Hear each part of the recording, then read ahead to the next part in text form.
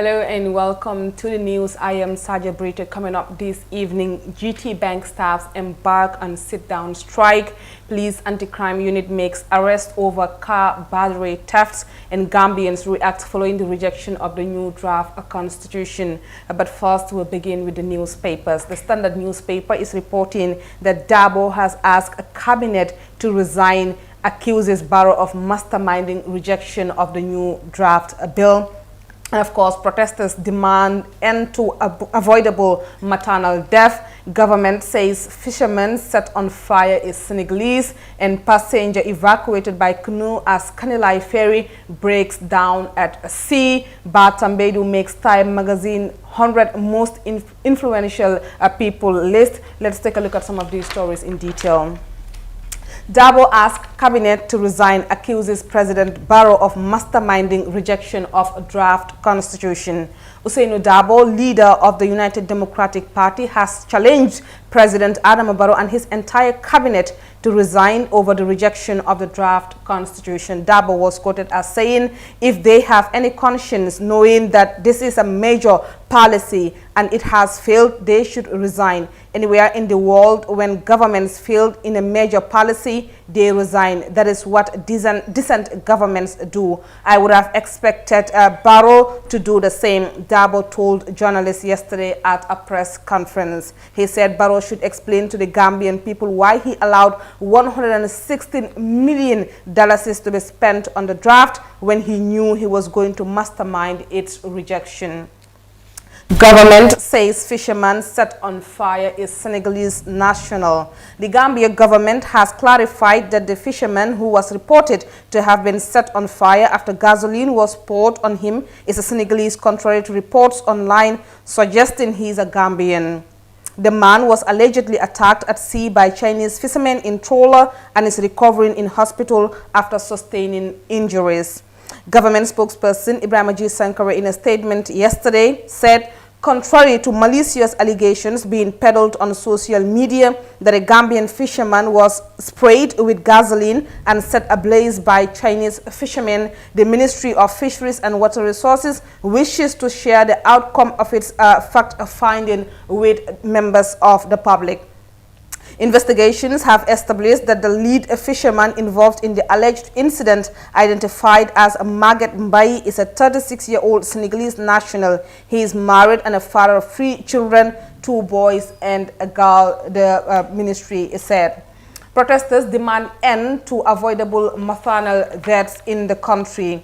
A large turnout of women's rights activists and supporters staged a protest yesterday calling for an end to the many avoidable deaths at childbirth.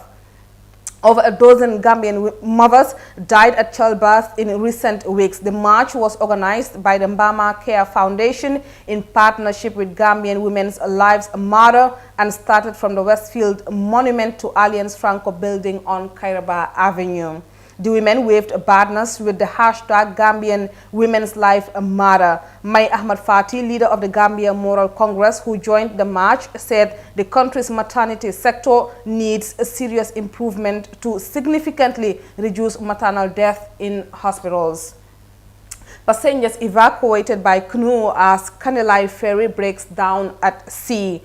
Pandemonium gripped hundreds of passengers on the Kanilai Ferry yesterday when the vessel suffered an engine failure shortly before reaching Barra. After frustrating moments of anxiety, private canoe operators in the fishing village spontaneously came to the rescue of the vessel's human cargo, and passengers could be seen queuing to jump into canoes, which ferried them to safety. And of course, Batambedu makes Time magazine's 100 most influential people list. Former Justice Minister Abubakar Tambedu has been named in Time magazine's 100 most influential people's list 2020. Time is an American weekly news magazine and news website published and based in New York City. Tambedu, who has since joined the United Nations, won global admiration when he took Myanmar to the International Criminal Court of Justice over atrocities committed by that country's security forces against the Rohingya community. And National Disaster Management Committee, National Disaster Management reveals 51,000 people suffered or were affected by natural disasters this year, 2020.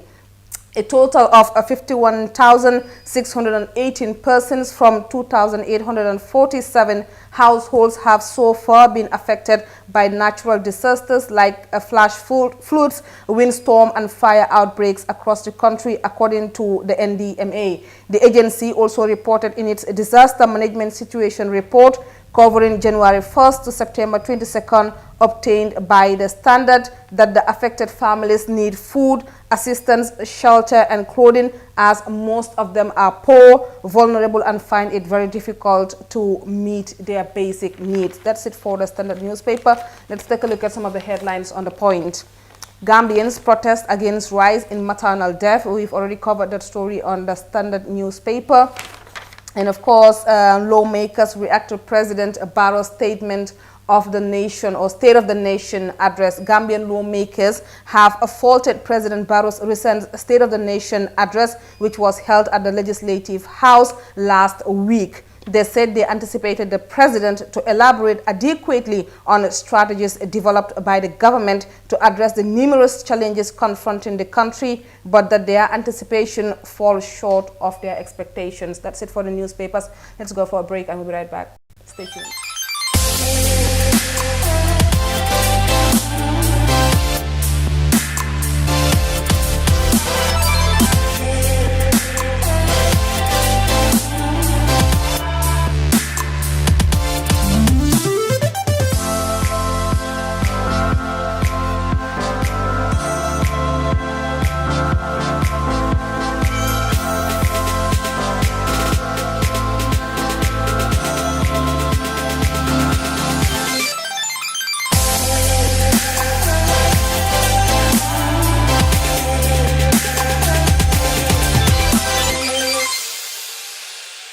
Welcome back. Staff of GT Bank have commenced a fresh sit-down strike demanding the removal of the managing director of the bank. GT Bank staff have since July this year been at war with the managing director of the bank over his leadership style. They say they want changes to what they call harsh working environment. Jaka Sisejite tells us more.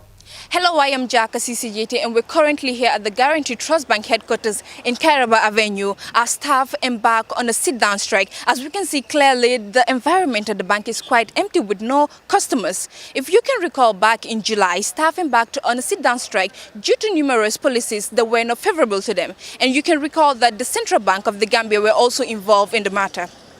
As staff await responses from the management of the bank, they patiently observe rules of the strike, which include all staff are to report to work daily and on time, sign staff register as usual, and report to the back of the bank building with front doors closed together with banking halls. Central Bank of the Gambia had been spearheading talks between the management of the bank and the staff. The July this year protest saw CBG's Dr. Sekou Jabi dispatched to the bank's main office on Kairaba Avenue, who has said it was a simple matter and that it was going to be addressed. Yeah, they are sending a delegation. I told them I cannot receive all the staff, but let them send a delegation. Then we'll handle it. We'll meet them at the bank and address their complaints. We'll handle it. Bank doesn't want, anywhere in the world, bank doesn't want noise. Noise, no. So we're going to address it. It's a simple matter. They agree to go back to work. By this afternoon, we meet at the Central Bank and address the matter. That's it. But Thursday's development clearly shows all is not well at the GT Bank. Reporting for the Fatu Network News Review, Jaka CCJT. Watanbe, brought to you by Africell. Be part of the amazing conversations with Gambia's greatest minds and personalities. Get ready to be entertained, inspired, and motivated on the Watanbe platform. Plus, stand a chance of winning the shopping of your life. Call or SMS 1010 for $3 is only to win cash prizes and a free shopping spree. Join Watanbe live on GRTS and social media on Mondays and Fridays at 9 p.m. Kylie New Watan. Where Africell goes, nobody dares to follow. Welcome back. In further attempts at curbing crime in the Gambia, the police anti-crime unit has managed to recover 6 stolen motorcycles, several car batteries, and flat-screen televisions. More from the police PRO, ASP Laminjai. Today we are here to report on the issue of two individuals. The first goes by the name Jibril Baji, also known as Biggie, and the other one is Ahmad Tijan Balde, who is also known as Goli. These two individuals, the Police Anti-Crime Unit, through its efforts in collecting intelligence on crime, are able to get information that they are involved in stealing of motor bicycles around the greater Banjul area and selling them elsewhere. And so the Police Anti-Crime Unit's Intelligence Department decided to work on this information. They investigated until they were able to arrest these two individuals, and then they interrogated them and took time to interview them on series of occasions until they were able to get confessions and information from them about the whereabouts of these motorcycles. As you can see, there are 6 motorcycles that have been recovered so far, and these motorcycles have been recovered at different places within Fonyi and other places within the Gambia as well. And so the motorcycles are currently with the Police Anti-Crime Unit. Investigations have also been expanded to get to know who are the owners of these motorcycles. And so far, we've got about 5 individuals who have come forward to identify these motorcycles. One of the motorbikes is still unidentified, and so by this report, we hope that members of the public who are viewing and also following on this report will be able to come forward and see if they can identify the 6th motorbike, so that we can be able to establish a case on that motorbike as well. The suspects, that is the 2 suspects, are all of 19 years old, and they have already been charged with stealing, and also they've been charged with conspiracy to commit felony. They've also been charged with breaking and stealing. In fact, if you look at the items that are seen outside, you will see 2 flat screen televisions and car batteries and other things.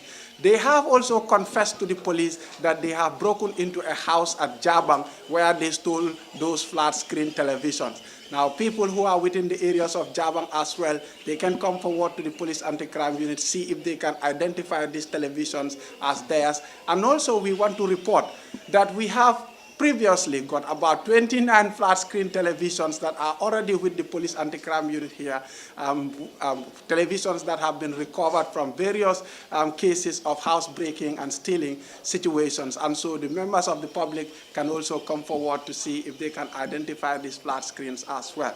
The message that we want to pass across here is, especially to people who receive stolen properties. When we say people who receive stolen property, we are referring to people who buy these motorcycles from these individuals. Now, if you look at these motorcycles, they have been recovered from individuals within different communities in the Gambia. And so what we want to tell people is, one thing that encourages the issue of theft is the fact that there is a ready-made market where they can buy, sell these stolen properties. And so individuals who are fond of buying stolen properties from these people must desist from that, and if they don't, they too will be charged accordingly and prosecuted as well. And now, 2 days after the long-awaited draft constitution was rejected by Parliament, Gambians share their opinion on the House of Assembly's decision. Mudi Wangom tells us more. Over the last 2 to 3 days, the National Assembly members of our nation conversed in an extensive debate pertaining to the 2020 Constitution Promulgation Bill. Compared to that of the nation's 1997 Constitution, this draft constitution was clearly a sharp departure from it. The bill was, however, defeated early Tuesday evening after only 31 MPs out of the required 42 voted in favor of it. The remaining 23 voted against it. We're now going out to the public to find out the Gambians' general reaction on the entire ordeal. Of the proceedings of the assembly and some of the comments, basic comments of some of the MPs. Of course, you can clearly see partisan politics playing. But my problem is, I think Gambia should actually graduate from petty partisan politics when it comes to national issues. Because I want to believe that this constitution actually, it's a national issue. First place, it is the same parliament that approved the CRC Act. It is the same parliament that said, oh, you know what, we all agree that we need a new facelift. We need a new beginning. So coming back, just because there's an issue between the UDP and the president's camp, for me, I think it is so petty for National Assembly members to think that way, because they are the representative of the people, not the parties. Even though they come through the parties, but they should definitely look at the interests of the people at this critical time. I know we will never have a perfect constitution where everything is okay for everybody. There will be some clauses that will not be favorable for a particular camp also. But even if you look at it generally, for me, I think the draft constitution is actually so progressive, and then they should not play partisan politics. Instead, it should be the Gambia. I would have appreciated that the 1997 constitution to be amended and the bad laws in that constitution would have been removed to save the financial aspect of it. But since that was not done and the draft went ahead, so when it comes to the House, if I were in the shoes of the parliamentarian, I was just going to vote it, and then later probably we can summon meetings or sittings and make some adjustment, improve on the bad ones, instead of rejecting the entire constitution. Partisan politics and self-interest was manifested right at the beginning. That was since at the beginning of Adama Barrow's regime, there was, of course, partisan politics. And that was why when members like the member for Serekunda, Halifa Sallah, suggested the amendment of the 1917 constitution instead of going in for a new one, because of partisan, that idea was kicked out. So again, we've realized from the voting process that, of course, there was partisan politics. But probably Adama Barrow would want to serve more than 2 terms, and knowing fully that if this constitution comes into effect, then definitely that will hinder him that objective. Obviously, those that are in support of his political agenda definitely voted no to the draft constitution. And therefore, my perspective is there was interest, personal interest, and partisan politics. Gives the legislature the powers to do their work effectively and efficiently. Because if you look at it, what is in the constitution, for example, the president can nominate ministers, but it is the legislatures who have the mandate now to see whether they are qualified to hold those portfolios or not. Definitely, it is credible. I would have voted yes. Yeah, looking at the amount of money that has been invested for the draft constitution is too huge. $116 million is quite a huge amount of money. And the second thing is, hence it is the National Assembly that established the CRC Act. Why would they have voted no? If that would have been the case, in the first instance, they wouldn't even have agreed to establish the CRC Act. And then, looking at the time frame also, the amount of resources, the time wasted, as well as the anticipation of the masses to the Constitution. And the other thing is, when you look at the 1997 Constitution, it's full of so many things that are erroneous, that do not suit us as a democratic state. Those things, those bad laws definitely need to be removed. But, the reality is, Gambian politicians, I think they are not supposed to be trusted anymore. That is the hard fact about me. Yeah, and when you look at this from the beginning, since the campaign was going on in the year 2016 to date, when you analyze the whole system, there has not been any progress in anywhere, to be quite candid. There are reforms, but reforms still going on, no progress. That's not an absolutely, is it? And then they said the president made a promise to the citizens that he would establish a new constitution, which has come and has now gone to be zero. That promise is now null and void. We should no longer listen to him. That is the hard fact. To be a National Assembly member, I will vote yes for this constitution, because this constitution, it gives more power to citizens, and then above all, it's we the citizens. Together we put our thoughts and our aspirations and give it to CRC, and they compile it together and present it to the National Assembly. So to me, the National Assembly should give us the chance, the citizens, for us to decide on our own, and let them not kill the bill or bury it at once. Above all, this constitution, it has so many important clauses. It's better we amend few and then that suits us than to reject everything totally. And then one of the most important part of it that impressed me more is about 10% for the youth. So that 10% really impressed me about. I have seen that now the Constitution has provided us a space, a right that we can, that anybody in office or in authority must give to the youth. So our representation, as time goes on, will increase the percentage or the number. Yes, I think it's a transition period for the Gambia. We are moving from a dictatorship to a democratic state. So all those draconian laws, we have to do away with them. We cannot allow ourselves to be ruled by those kind of laws in our country. I think there is a need for us to transform our everything from economic to our judiciary to our democratic system, governance, and all sort of things that.